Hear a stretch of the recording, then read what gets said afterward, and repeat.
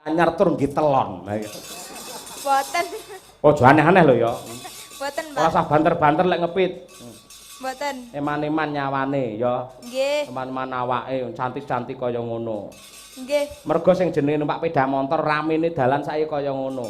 Ngati-ati wae lagi setengah slamet. Yen ora ngati-ati padha karo soroh nyawa. Lho ngono kuwi. Nggih, Pak.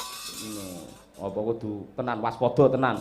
Taati rambu-rambu Basundara ya. Nggih, Pak. Pak Dani, bapak-bapak, ngoten terus beton apa daharan apa malih ngoten. Kalian jenengan nggih sopan lho, Pak. Iya Boten sopan. lek Mula kakek.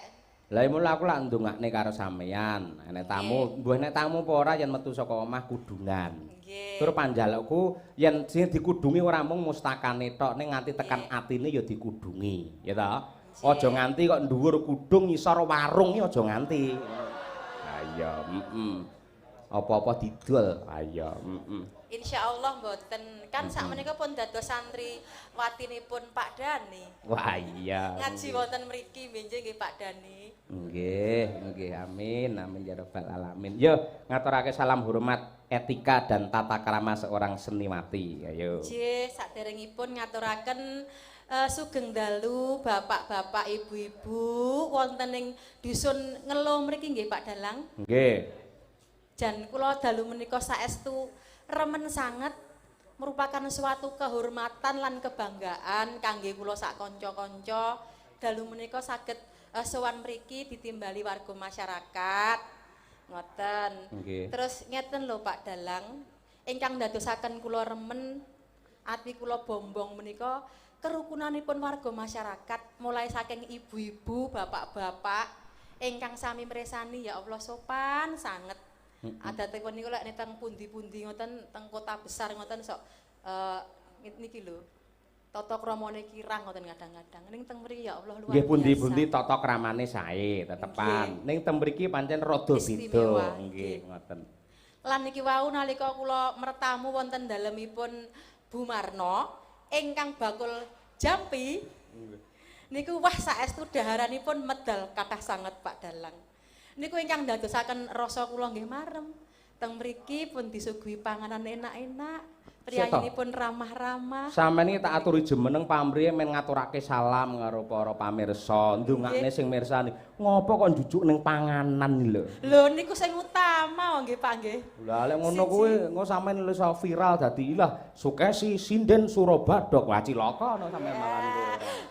Ya panganan ning keri rada engko ngono lho. Nggih, pramila mekaten niki endinge kula sak kanca ngaturaken panuwun ingkang tanpa upami dumateng sedaya panitia lan sesepuh mriki khususipun Bapak Dani minangka sponsor agung kula ngaturaken nderek ndedonga mugi-mugi sedaya warga ageng wonten ing Ngelo tansah pinaringan katentreman lahir batin. Amin. Sehat sedaya keluarganipun. Murah rezekinipun. Dene taun ngajeng rezekinipun tambah kathah. Sampun kesupen nanggap wayang malih nggih Pak Dani. Matur nuwun Pak. Nggih. Ngapunten lho Mas Dani kalau wingi lak jenengan niku nge-share utawi ngirim video iklanipun artis niku lho Mbak Sinta Basir niku lho Pak. Niku lho. Kemutan nggih Mas Dani wingi. Lah di-share teng HP kula dibikak kalih Bu Kesi. Lah dalah. Ayo iki gambare sapa iki? Aduh mati aku wong ki melu ngiklanke kok malah dituding-tuding. Lah iya mergo ya kenalane Mas Dani para artis-artis kaya ngono kuwi kok ya. Mula aja gampang Sujono. Mbok aja Sujono, apa gunane Sujono? Ngono kuwi. Nggih Pak Dalang. Nggih. Nyuwun ngapunten. Malah kula remen sanget. Pripun? Bombong lan matur nuwun kalih Pak Dani. Dene bojo kula sampun dipun blow up sebegitunya. Begitu istimewanya dipun blow up kali artis terkenal. Lah niku bayar iklane artis niku pun pinten nggih Pak. Luarang no mesti nggih Pak nggih. Larang sanget. Ini kanca akrab ora bayar ngono kanca akrab kok. Saya malih benjing menawi ndhawuhi Pak Cahyo, benjing Mbak Sinta Basir niku dibeto mriki Pak. Mesti dados wah gayeng malih niki. Heeh, kon rene karo usung-usung panggung ya.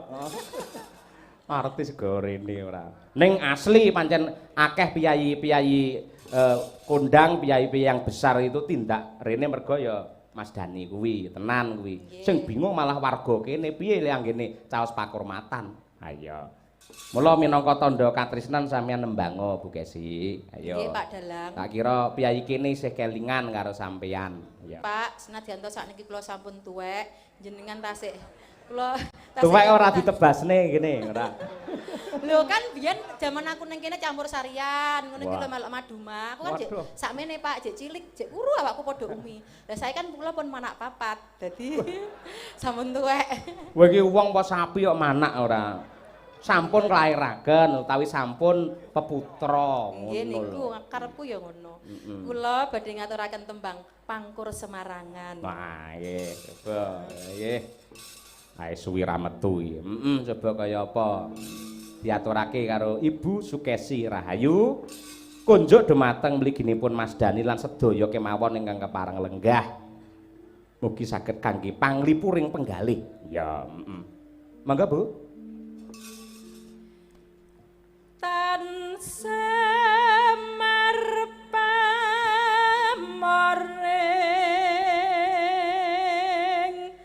soksma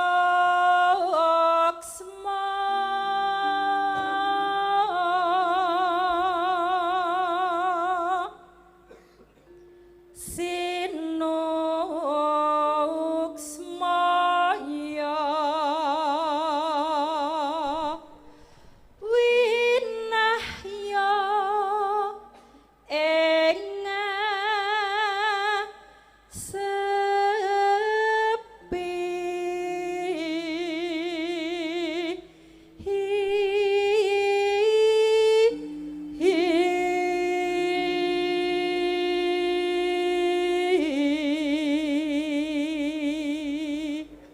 Awas, konsentrasi penuh, tarik napas yang panjang, nyebut asmane pangeran mergo ngambah nada tinggi.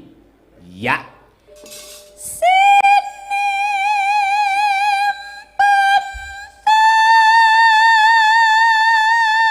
Alon-alon Bu.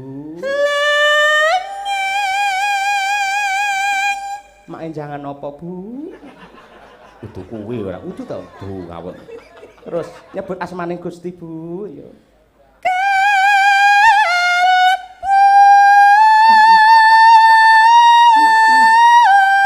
Ya. Tarik napas. Kurang sithik. Ayo, tarik napas. Ya.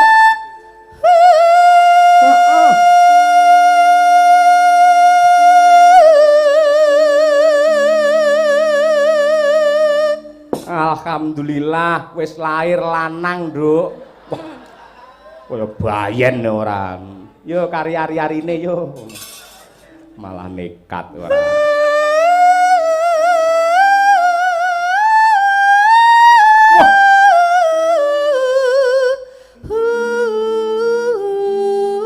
Wah, luar biasa istriku, elok tenan iki. Wah. Jos. Aku sing bojone nggumun kok. Ayo, Makasih. Berarti monggo bengi tekan ngomah diparingi. Maksudku Lah mau diparingi- sampean iku lho wis omong, wis tuwek ngono.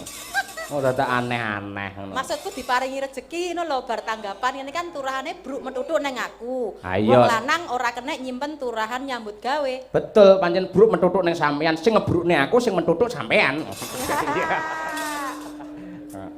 Jorok. Metuthuk rezekine kuwi kok ya nggih. Pambukaning warana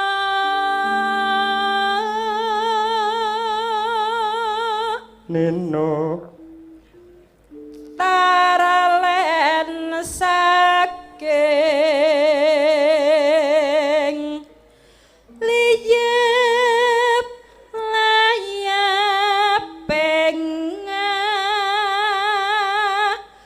luya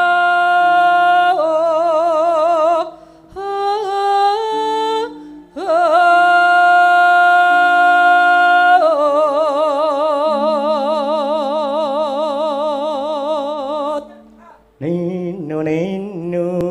Nah. Pindha pecating supena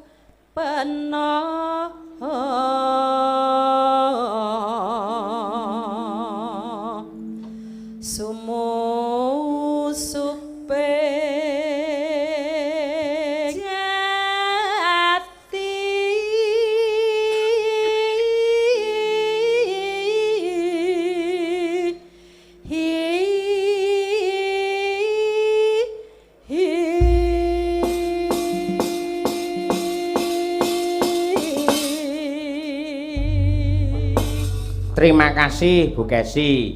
Dibacutke sing alusan sik, Nduk. Upamane dangdut ning iramane slow kalem. Upamane apa? Mawar kuning. Wah iya suwi ra metu yo. Ya men diaturake kanca-kanca coba. Ya, Saking balungan rumiyin ya. Nanen nu. Aja ben melek kok ya. Ngawur apal iku ya ra. Monggo, Cok, dados. Terima kasih, matur nuwun Bu Kesi. Nggih, Pak Dalang, ning saderenge kula badhe matur. Pripun? Mugi-mugi anggenipun kula srawung lan kekadangan kalih warga masyarakat Ngelo mriki mboten namung sepisan jin iki Pak Dalang. Nggih. Mugi-mugi mengke saged silaturahim malih nggih Pak. Iya. Pun to mengke lek panjenengan kersa nanggap bojo kula genep ping 10, ping 11 mesti kula paringi gratis. Matur nuwun. Kuwi omongane wong njaluk tanggapan ngono kuwi lho. Ayo. Ya wis karepen wis matur nuwun wis ditresnani karo Piyayi Ngelo. Malah iki ana pakurmatan ketitik ana ingkang kepareng paring dawuh lumantar nawala. Oh iya, Saking pepunden kula Bapak Bambang Sadriyanto. Nggih. Nyuwun gending sesideman kalian podang kuning. Matur nuwun menika wonten tali asihipun sembah nuwun Pak Bambang mugi-mugi dados amal kesaenan panjenengan. Wah iya ngono. Sesideman karo podang kuning. Sesidemane luwih dhisik. Oh iya, sing nembang sapa? Coba aku tak nyuwun sing urung berdiri iki mau Dian. Munasirah dan juga sing mau wis briefing ning omah mau. Iki. Ayo, Mbak. Mbak anu, sapa jenenge? Mbak Wanda. Ayo, Mbak Wanda, ayo berdua coba. Coba kayak ngapa? Ayo, iki ya berdiri ayo dihormati ayo sik ding sik ayo disupati dhisik ayo coba disupati nganggo tukung monggo tetos yuk Dudai mutiara kependem dolanan cara lawas eman-eman yen ora dilestarekake ya Sugeng dalu Mbak Dian Munasirah. Sugeng dalu Pak Yoyo. Lah nggih iki ingkang rama iki ya kepareng monitor lho iki wis komen nang di YouTube pisan. Ayo. Nganu kok nyuwun WA-ne jenengan bareng kok. Kirimi nomor Pak Yoyo. Nggo apa?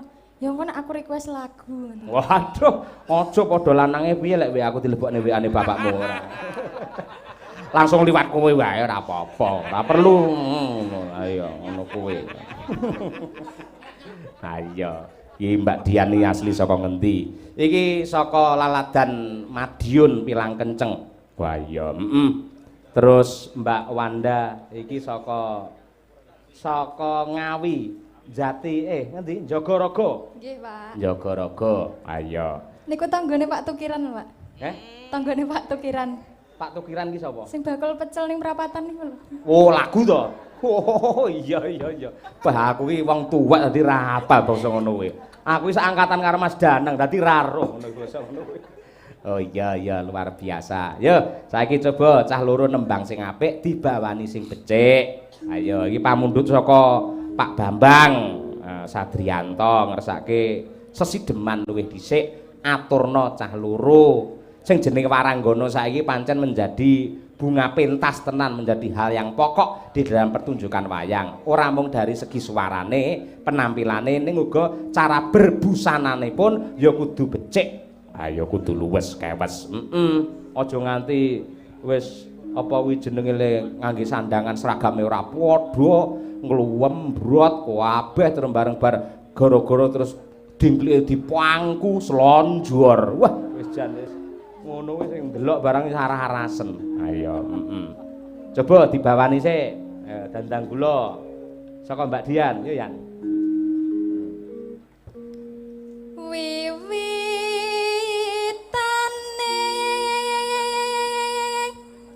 Ya. hanke Neh. priya beka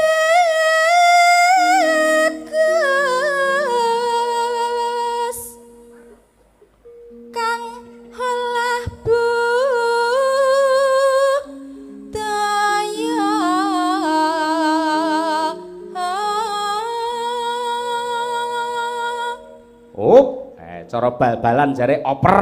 Kaya Mbak Wanda. Nano. Sowan menyang kutha gedhe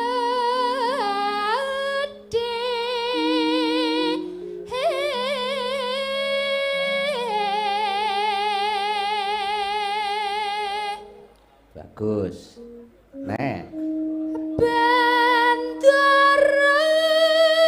terus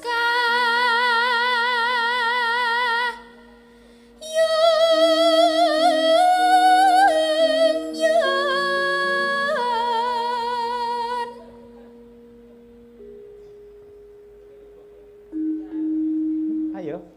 Nano. selendang kuning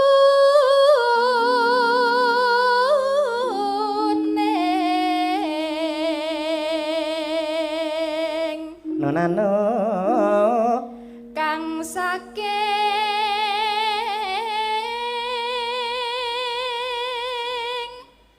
wukir.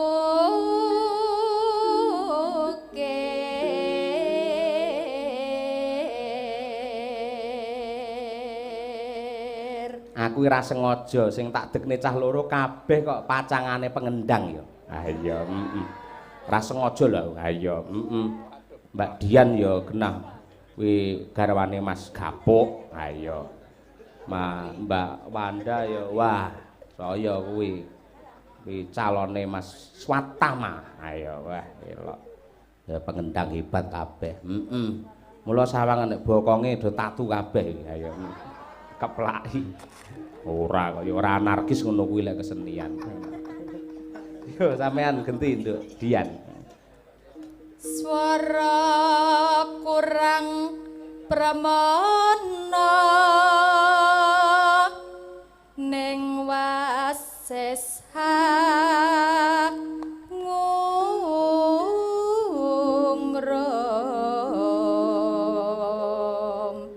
Nah Yan.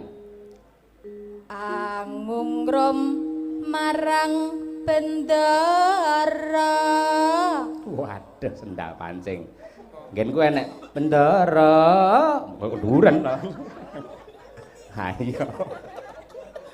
Arep nyendal pancing keduren. Neno.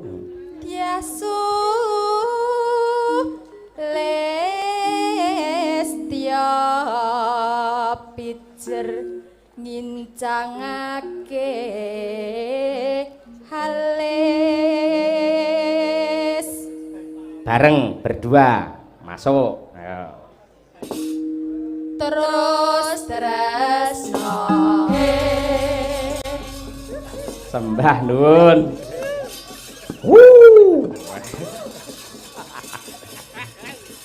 Nggih. Jumbo kalian ngendikanipun Pak Widodo kala wau bilih pagelaran dalu menika ugi dipun live streaming lumantar YouTube ya Kuntadi Channel. Mliginipun kagem warga masyarakat Ngelo Njendi Silogiri mriki ingkang tresna kalian kabudayan mliginipun kula sak kanca Madangkara.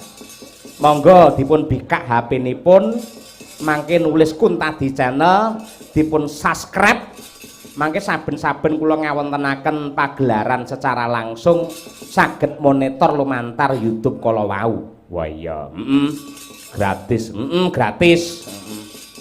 Mudah untuk Anda namun sangat bermanfaat untuk kami. Wah iya. Mbah nuwun.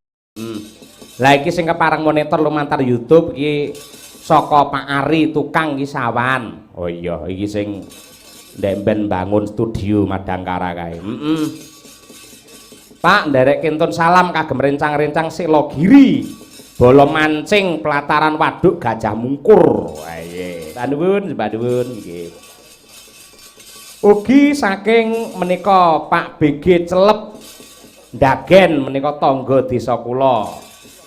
Live streaming teng pos nonton bareng niki Pak Dalang. Wah nggih matur nuwun Pak BG. Nggih. Ugi saking Pak Lurah Manjung Magetan Pak Cahyo nuwun sewu nyuwun lagu. Wah nggih kula aturaken mangke Mbah nuwun. Ya, Ugi ingkang kala wingi nembe kemawon nimbali kula sak kanca. Nggih. Nenggih Bapak Pratikta saking Lamongan. Kula nderek ningali pentas jenengan dalu menika Mas Dalang wonten YouTube. Sugeng makarya mugi tansah pinaringan sukses. Amin ya rabbal alamin. Nggih sembah nuwun. Ya, isih ana pamundhut podang kuning. Diaturake, Nduk. Mumpung iki ana ratune podang kuning. Ya. Mbak Umi Hafifah saka Ponorogo. Yen ning YouTube wis terkenal, wis duwe fan berat. Yen ning Selogiri tak kira lagi iki to wis tanggaparene, Nggih, Pak. Heeh. Nah, men dikenal karo piyayi kene njajal sampean jumenenga. Ayo. Coba kaya apa? Umi Hafifah tumpake sepur. Oke, dados.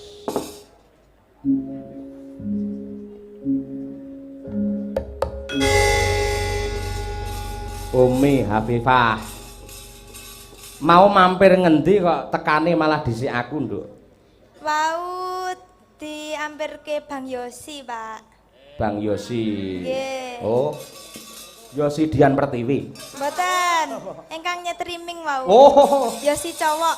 Oh iya Mas Yosi nguter to. Nggih. Suwarjo. Nggih. Diparingi apa ning kono, Mas? Diparingi anu, jangan apa niku? Jangan apa niku? Lah apa? Make jangan apa make apa? Jangan Jepang. Jepang. Nggih. Labu siam. Oh, karo apa? Labu siam kalih tempe, kalih kerupuk, kalih telur, kalih Sik to. lontong. Yosi mau telepon aku, niki kanca-kanca kula bleh wedhus jere ngono. Mboten. Wedhus kok dadi Jepang iki piye kowe? Ha iya. Wis ora apa-apa iki tandha pakurmatan budayane kanca-kanca iki ngono kuwi. Angger wayangan sapa sing cedhak karo lokasi mesti do ngampirke. Isuk yen ana wayangan ning daerah Mojosongo iki sing eneng ya siap ngampirke pisan. Ayo. Ayo. Ya apa-apa kok ya. Saya kaya wingi nggene Umi wingi Ponorogo ya sampean ngampirke. Wis ngono kuwi keakraban ya, Nduk. Nggih, Pak. Heeh, mula ya didongake Mas Yosi sak keluarga ya tansah pinaringan sehat, Amin. klebu warga masyarakat ing ngelu kene ya. Amin, nggih. Rong tau to sowan ning Selogiri? Dereng nate, Pak. Loh, upama sampean ra dadi sinden tangeh lamun iso tekan Selogiri. Nggih. Lan nggih. Ayo, upama sampean ra dadi sinden ora bakal kelakon sampean numpak pesawat, ya toh? Nggih. Upama sampean ra dadi sinden ra mungkin pedah montore anyar tur nggih telon. Lah iya. Mboten. Ojo aneh-aneh lho ya. Mboten, Ora Pak. usah banter-banter lek ngepit. Mboten. Eman-eman nyawane ya. Nggih. Eman-eman awake cantik-cantik kaya ngono. Nggih. Mergo sing jenenge numpak sepeda motor ramene dalan saiki kaya ngono. Ngati-ati wae lagi setengah slamet. Yen ora ngati-ati padha karo soroh nyawa. Lho ngono kuwi. Nggih, Pak. Apa kudu tenan waspada tenan. Taati rambu-rambu Basundara ya. Nggih, Pak. Lalu lintas. Oh iya lalu lintas ngono. Nggih. Kuwi lho dipundhut karo Pak Bambang. Nah, Sadrianto ngersake podang kuning. Nah, kaya ngono kuwi piye kene njajal to kowe nyuno prisa wis nate mirsani kula napa dereng Pak. Lah wis nate kan awakmu luwih pede ngono lho. Nggih. Ndang. Bapak Ibu sampun nate mirsani kula napa dereng? Dereng. Urung ya wis lungguh neh lek ngono kowe. Ya ora, mula gandeng rungruh saiki diweruhke men pirsa. Oh iya. Ya coba kaya apa? Tanjake ya, Mak.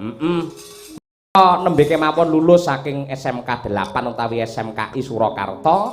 Sak menika sampun ketampi wonten isi Surakarta jurusan karawitan. Wah iya bocah ya berprestasi. Nilaine ya apik. Ha iya, Aku yo nggumun bocah ra tau sinau kok nilainya iso becik. Ha iya. Dipanjen bocah lho iki tanpa sinau ning iso ki ana nduk. Kuwi jenenge ilmu laduni. Yen ra percaya kowe nyuwun prisa karo Mas Dani. Tanpa sinau kok pinter kuwi jenenge ilmu laduni. Ya. Ra duwe bojo kok ngendhok kuwi berarti pitik horen. Lah ngono. Ngono kuwi. Ya dibawani coba. Nggih. Asmarandana podhang kuning. Ya. Nadyan wujud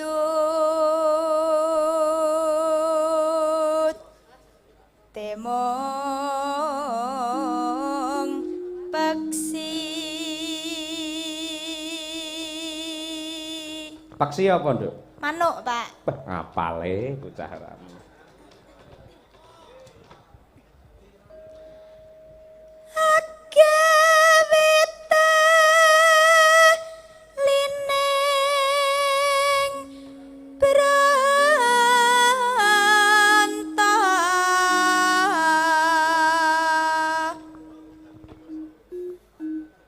Halus manis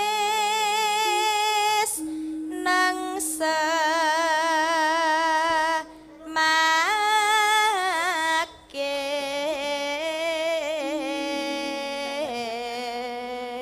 Ora elok ngene iki. Podhang kuning metu bareng karo metune sego lho. Wis ora panitia yen ora kene apa enek jan kopen tenan iso suguhan banyu mili. Ha iya. Pokoke sak mbledose wetenge kelakon lek ning kene. Ha iya, wah jan. Mugi terus sing teladan lho piyayi nom-nom, piyayine ganteng-ganteng. Matur nuwun Mas. Nggih. Wah jan elok. Jos tenan jan. Terus mangan engko sik ya nembang sik ya. Nggih, Pak. Ha iya. Yo.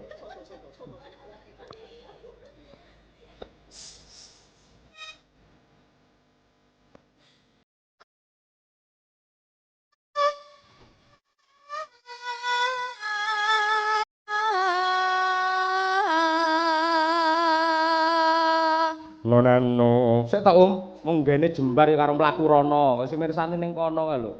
Bapake sing nyuting ben rada cedhak. Lah kae lho. Nah. Golek isi podhang jenar.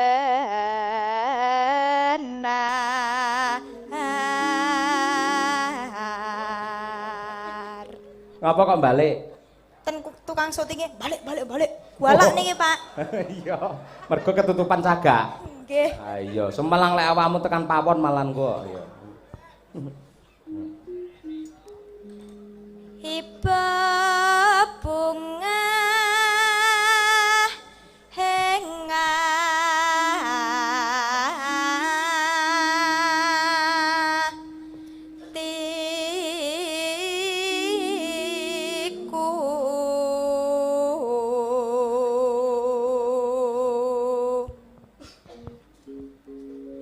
nyanding bisa dadi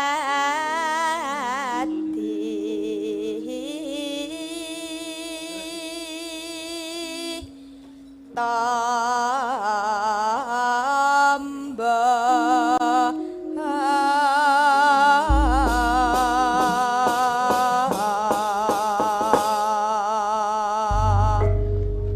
mangga ngaturake pamundhute Pak Bambang, podhang kuning ini adalah doa untuk dusun ngeluh. Ya. Podhang ini tegese burung yang bisa terbang, kuning adalah emas. Dengan doa semoga dusun ngeluh bisa terbang tinggi menuju zaman keemasan. Ya. Mangga Umi Hafifah. Tetaos.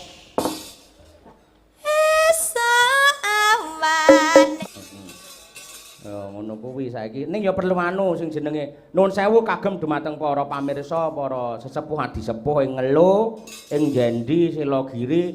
Dados ngeten, Bu Kesi menika lak guru tembang utawi guru sinden wonten isi Surakarta. Dados memanfaatkan tegese secara ilmu niki murid-murid ini pancen dijak golek pengalaman pentas teng jaba. Sinden kaya Mbak Laras niku lek teng kampus. Walah gendeng apa dipangan niku jan-jane. Nek teng mriki grogi mergo mental niku wau dereng kulino. Kok gambir sawit dipangan. Lho.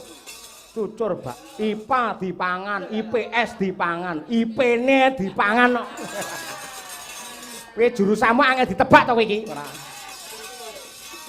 Ha ngono kuwi mila nyuwun pangapunten dadi anak-anak iki para mahasiswa pancen diajari pentas teng mriki dadi upama enten klentune nyuwun pangapunten ning bukesi upamane kleru ora awan nyeneni mergo bocah-bocah niki ora njaluk bayaran. Lho. Wah, wandal langsung mak plowerok ngono ae. Yo, bae kelakuane kaya ngono aku nek kene dimanfaatke to. Layak aku dijak ning ndi-ndi jajakne. Lah arepe diplekoto kaya Romusa iki.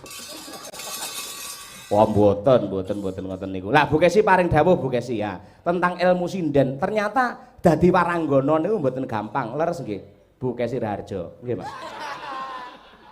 Inggih, Pak Dalang. Nggih. Dados waranggana menika gampang-gampang angel. Lah kuwi. Nggih.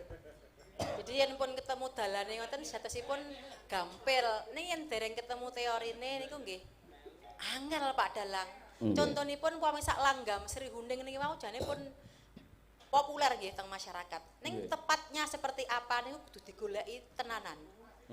Detaile niku pripun cengkoke niku enten saestu. Nah niku lek gelem mempersudi, gelem napa nggih nyinaoni kanthi tenanan niku kecekel niku mengke. Benten kalih ingkang jenengan ngendikaaken yen teng sekolahan pancen kerawitan menika gambir sawit ngoten niku pun lancar mboten masalah. Ning lek hal-hal yang berkaitan dengan napa nggih sindinan umum teng panggung wayang niku angel kados pados luwese gending srepek ayak-ayak niku paling angel malahan. Soale sindenane pematut beda kalih kethuk loro kerep ladrang kan sindenane pun enten pathokane. Pematut iki apa ora sing duwe channel DG kae? DG kae lho, DG channel. Oh, Pak Putut nika dalang. Pak Putut ora sing nek bokong tut kuwi. Oh, niku kentut. Wah, mboten ampun digagas Bagong niki omongan serius kok nggih. Yen bentene Bu Kesi antarane penyanyi kali sinden. Nah, iki bedane apa penyanyi kali sinden? Benten Pak Dalang.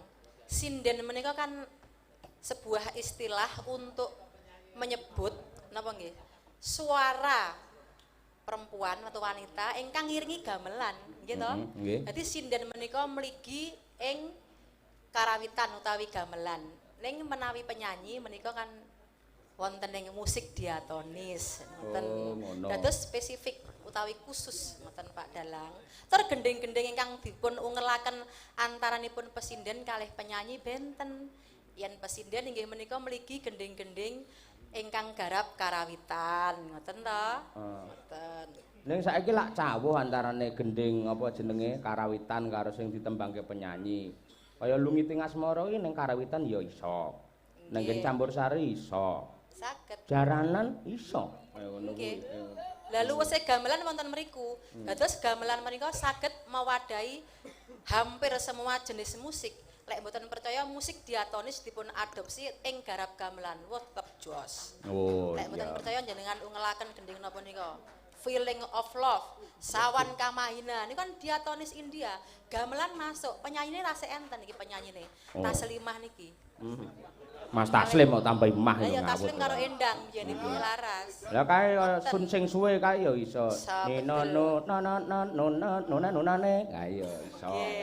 Nenen no no na na na na na na na na no. Ngono kae iya. Terus benten nggih Pak Dalang antaranipun penyanyi kalih pesinden menika benten. Yen sinden pengertian sinden dari kata sinden napa? Sinden menika saking tembung dasaripun pasindian. Ngoten. Yang artinya Ingkang tegesipun ingkang lagokaken, ingkang nembangaken.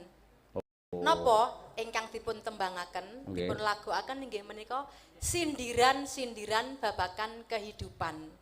Ngoten. Dados sinden menika tak ubahnya seperti seorang dalang sebenarnya Pak Dalang. Lek dalang kan lewat sastra-sastranya, nggih to? Menawi sinden lewat sastra tembang. Ngoten niku. Dalang sok-sok ya liwat sinden. Mane ngetokke ciptane sesindene nembang nggih mau dieng man berarti liwat sinden sik baru masuk ke sabet wayang. Betul. Memang antara sinden kalih dalang menika harus ada koneksi hati. Kudu klik ngono. Ayo, klik terus nyetrum. Ayo. Ya nyetrum rasa dalam arti berkesenian Pak Dalang. Pramila non? Kuwi sinden. Terus saiki yen waranggana utawa wara anggana.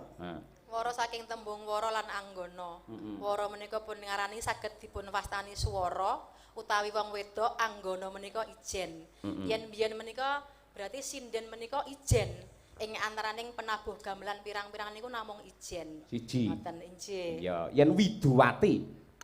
Widu menika ingkang sugih, wati menika kaendahan. Wong wadon ingkang sugih kaendahan ing babagan swara. Oh, Wati sugih nggih. Nggih. Nggih. Terus lek ana tembung ledek. Lah dalah. Lho iki kudu dibahas lho iki. Nah, biasane lek nang desa-desa no kuwi lho ledeke teko. Mongko umume ledeke munyuk lho. Ayo kuwi misal. Yo. Nggih, mboten namung teng desa tok. Istilah ledek menika nggih umum wonten ing kampus, ugi umum wonten ing kraton. Pancen istilah lain utawi jenenge liyane sinden niku kathah Bapak Ibu. Enten sing nyebut waranggana, swarawati, widuwati, juru panglik lan taledek. Nah niku diteledek nika ugi salah sawijining sebutan kangge pesinden. Sebab napa? Sinden menika ledek menika sejatosipun enten sejarahe Pak Dalang. Wah, iki